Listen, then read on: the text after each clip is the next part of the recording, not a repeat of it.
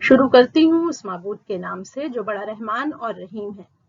Audio visual class میں آج ہم فرانس کے انقلاب دا فرینچ ریولیوشن کے پارٹ 2 کے تعلق سے وہ تمام باتیں سمجھیں گے جو اس انقلاب کی اہم کڑی رہی ہیں۔ پارٹ 1 کے ویڈیو میں ہم نے فرانس کے تواریخی واقعات کی شروعات میٹنگ آف اسٹیٹ جنرل سے کرتے ہوئے اس کا خاتمہ لیجسلیٹو اسمبلی کے قیام تک کیا تھا۔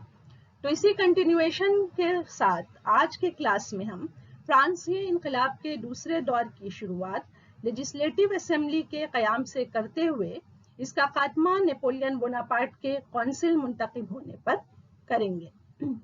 اس دوران September massacre, the Committee of Public Safety, Law of Suspects, Vendemiaire revolution اور 18 برمیئر وغیرہ کے ہر اہم واقعات سے بھی واقف ہوں گے جو کہ 1791 عیسوی سے 1799 عیسوی پر مشتمل ہوگا، جسے انقلاب فرانس کی مدت میں شمار کیا جاتا ہے۔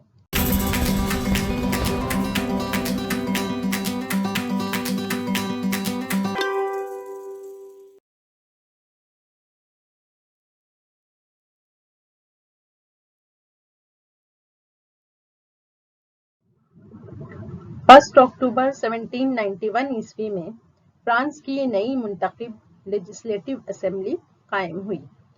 اس اسمبلی سے لیفٹسٹ اور رائٹسٹ کی شروعات ہوئی۔ اس اسمبلی میں اکثریت آزاد امیدواروں کی رہی جو بعد میں جیرونڈس کے نام سے جانے گئے۔ یہ سب رورل مڈل کلاس کی حمایت سے منتخب ہو کر آئے تھے۔ یہ اعتدال پسند تھے، ہر کسی کے لیے برابر حقوق کے حامی تھے، جمہوری حکومت کے ہم نوا تھے۔ فیولینٹس دوسری بڑی جماعت کے طور پر 250 سیٹ پر منتخب ہو کر اسمبلی میں آئی تھی۔ یہ دایاں بازو کی جماعت کہلاتی تھی۔ یہ اصلاح نواز تھی۔ اس کے امیدوار شہنشاہیت کے علمبردار کی حمایت سے منتخب ہو کر آئے تھے، مزید مخصوص تبدیلی کے حامی تھے، قدامت پسندی کے ہم نوا تھے۔ جیکوبین پارٹی تیسری جماعت کے طور پر 165 سیٹ پر منتخب ہو کر آئی تھی۔ یہ بایاں بازو کی جماعت کہلاتی تھی۔ یہ فسادیوں کی حمایت سے چن کر آئی تھی، بادشاہت کے مکمل خلاف تھی، صرف پیرس والوں کا مفاد چاہتی تھی، شدت پسند جمہوریت کی ہم نوا تھی۔ لیجسلیٹو اسمبلی 20 ستمبر 1792 عیسوی تک ہی قائم رہی۔ اس دوران ملک داخلی انتشار اور پڑوسی ممالک آسٹریا اور پرشیا کے ساتھ جنگ میں الجھا رہا۔ فرانس کی نئی قانون ساز اسمبلی نے ملک چھوڑ کر چلے گئے امرا اور پادری کی زمینوں پر قبضہ کر لیا۔ ان ایمگریٹس نے آسٹریا اور پرشیا کی شاہی حکومت کو فرانس میں مداخلت کرنے پر دباؤ ڈالنا شروع کیا۔ لوئی 16 کی بیوی میری اینٹونیٹ آسٹریا کے شاہی خاندان سے تھی۔ آسٹریلیا کا فرانس کے بدلتے حالات سے متاثر ہونا فطری بات تھی۔ آسٹریا کے بادشاہ نے پرشیا اور سوائے کے ساتھ مل کر فرانس کی نئی دستوری حکومت کے خلاف جنگ کا اعلان کر دیا۔ دوسری جانب ملک میں پادریوں کی اپیل پر لیونس لیونڈی اور دوسرے مقام پر کسانوں نے انقلابیوں کے ساتھ دو ہاتھ کرنا شروع کر دیا۔ ملک میں خانہ جنگی کی شروعات ہو گئی۔ 10 اگست 1792 عیسوی کو جیکوبین پارٹی نے پیرس کمیون پر قبضہ کر لیا اور پیرس کمیون کا نام بدل کر ریولیوشنری کمیون رکھ دیا۔ اس وقت سے کمیون براہ راست جیکوبین اور سینس کیولوٹ کا نمائندہ بن گیا۔ آسٹریا اور پرشیا نے پیرس پر قبضے کے لیے شمال کی جانب سے حملہ شروع کیا۔ 29 اگست 1792 عیسوی کو پرشین آرمی اور فرانس کی انقلابی فوج کے ساتھ फर्स्ट कोलिशन जंग शुरू हुई। रशियन आर्मी ने जीत हासिल करते हुए पेरिस की जानिब से बढ़ने के रास्ते साफ कर लिए थे। ये बैटल ऑफ वर्डन के नाम से जानी जाती है। 1 सितंबर को वर्डन में फ्रांस की फौज की शिकस्त और प्रशिया की फतह की खबर पेरिस में जैकोबिन इनकलाबियों के पास पहुंची तो वो लोग खौफ में मुब्तला हो गए कि प्रशिया वाले शहंशाह के हामियों को कैद से रिहा कर देंगे और वो जंग में उनके खिलाफ इस्तेमाल किए जाएंगे। 2 सितंबर की सहपहर जब कैदियों को जेल मुंतकिल किया जा रहा था, उस वक्त सेंसक्यूलट जमात की भीड़ ने उन कैदियों को पकड़ लिया और बेदर्दी से उनका कत्ल कर दिया। 6 सितंबर तक पेरिस में सेंसक्यूलट वालों का वहशी खेल चलता रहा।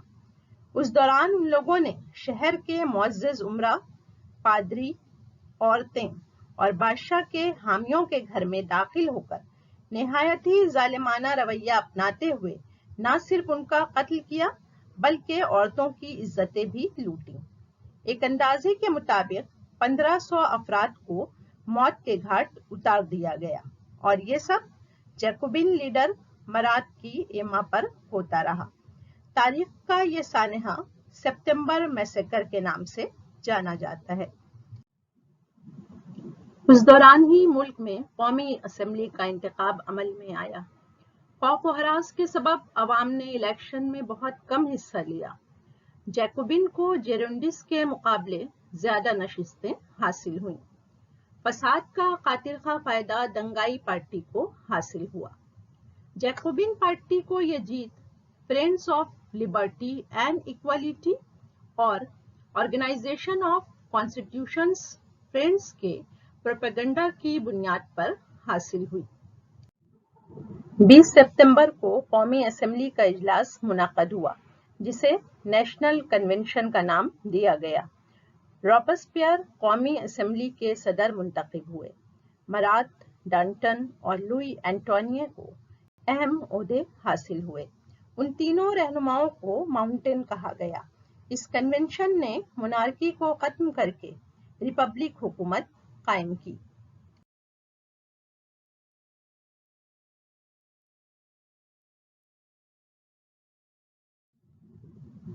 लुई 16 के खिलाफ 26 दिसंबर 1792 ईस्वी को मुल्क से गद्दारी और दूसरे ममालिक को मुल्क पर हमला करने के लिए उकसाए जाने के जुर्म में मुकदमे की शुरुआत हुई।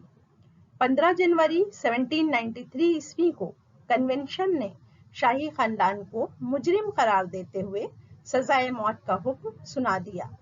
21 जनवरी को रेवोल्यूशन स्क्वायर पर सेंसक्यूलट, इनकलाबी गार्ड और अवाम की भीड़ के सामने गिलोटिन तरीक़ेकार से लुई 16 को मौत दे दी गई और 16 अक्टूबर 1793 ईस्वी को मैरी एंटोनियट को भी गिलोटिन तरीक़ेकार से मौत दे दी गई।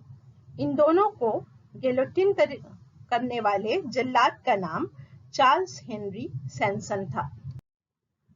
लुई 16 को गिलोटिन किए जाने के बाद इनकलाब को खत्म करने की साजिश, फ्रांस पर बैरूनी हमले का डर और अंदरूने मुल्क इंतशार में रोज बरोज इजाफा होने लगा।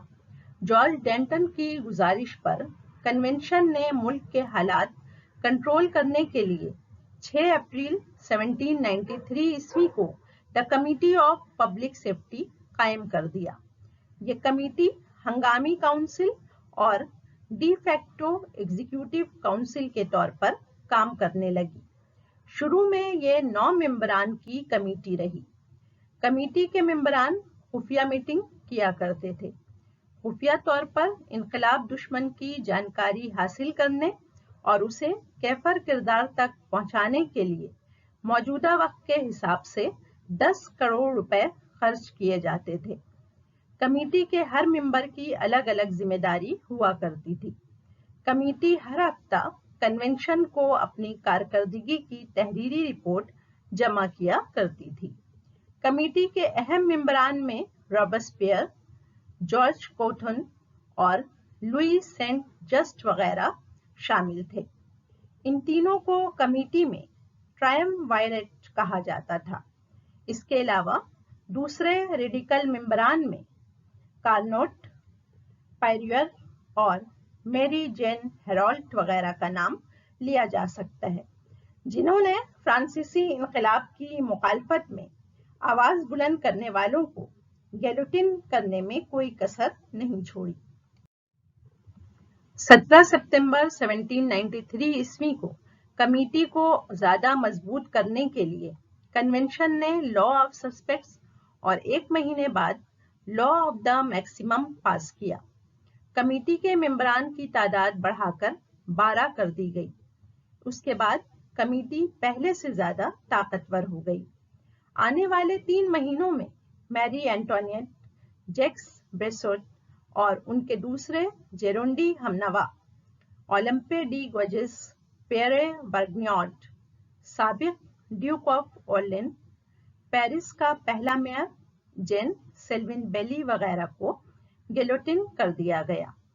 ملک کے حالات اتنے خراب ہو گئے کہ فرانس کا کوئی بھی شہری رابسپیئر یا جیکوبن پارٹی کے خلاف بولنے کی ہمت نہیں کر سکتا تھا۔